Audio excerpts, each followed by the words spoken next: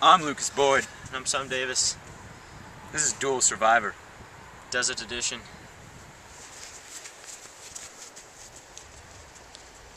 Just two men in the southern tip of the Sahara Desert trying to survive with just the clothes on our back. Along the journey, we'll be teaching you about several aspects of the desert biome. The word desert comes from the Latin word desertus, meaning barren land. And as you can see, there's nothing to be seen for miles and miles. There are two types of deserts in the world. These include subtropical and temperate. Temperate deserts are cold and are located near the Arctic areas of the world. Subtropical are located between the Tropic of Cancer and the Tropic of Capricorn and are the hot and dry deserts, as you see here. Deserts fall under the arid or semi-arid climate types. These climates are characterized by extremely hot and dry conditions. Temperatures average around 100 degrees during the day and slightly below 50 degrees at night. Even the wettest deserts don't get more than 10 inches of rain per year. Entire years without rain aren't too uncommon either. Because of the intense heat, dehydration is extremely common. It is important to keep hydrated, and because of this, my friend Lucas is going to be forced to drink his own urine.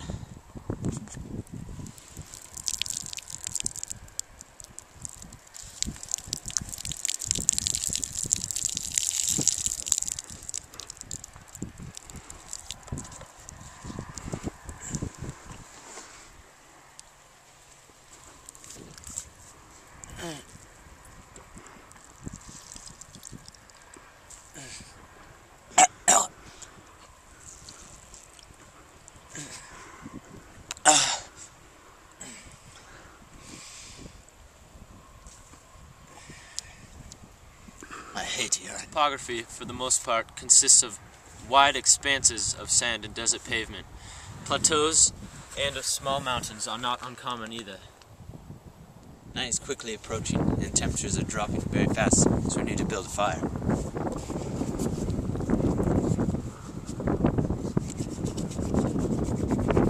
I can tell it's going to be a cold night. We're going to have to start a fire to cook the animals that we may catch. We are in desperate need of a source of food. We've been walking for miles and can't find a thing. We need anything about right now, such as insects, Rats, snakes, camels, hawks, coyotes. or even this little insect we found earlier in the day. It may be small, but it's nothing. It's something. Something for my stomach.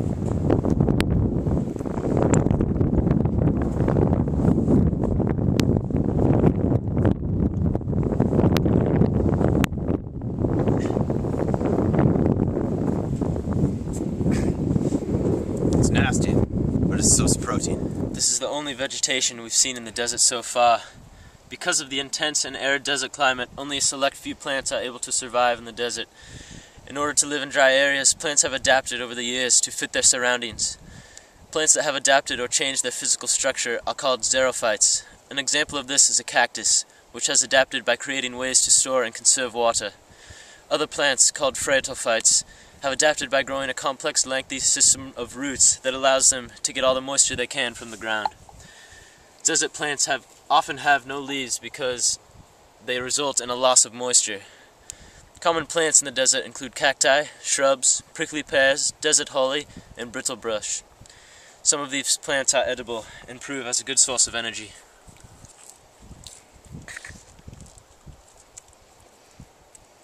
There are three main types of soil in the desert biomes, the first being aridisol. Aridisol is known to most people as desert pavement, which is formed by the blowing away of small particles revealing a tightly packed layer. Aridisol has a very low concentration of organic matter, and the accumulation of salt, which is called salinization, along with lack of water, limit the species that are able to survive in this type of soil. The second type of soil is sandy soil.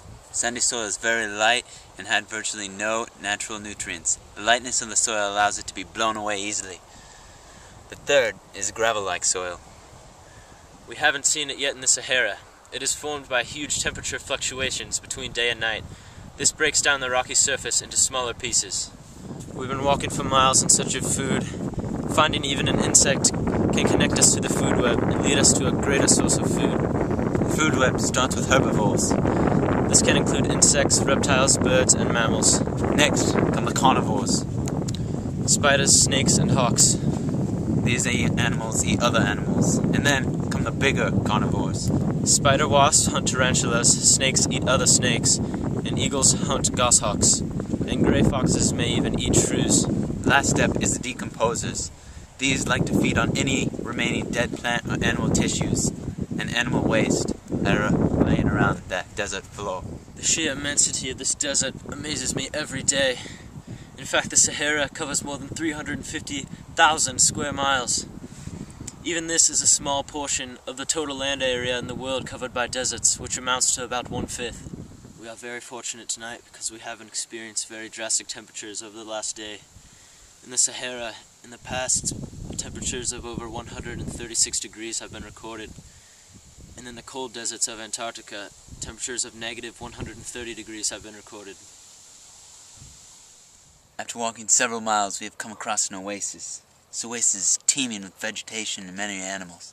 These animals that we have spotted so far have been jackrabbits, kangaroo rats, thorny devils, and dingoes, and many other reptiles.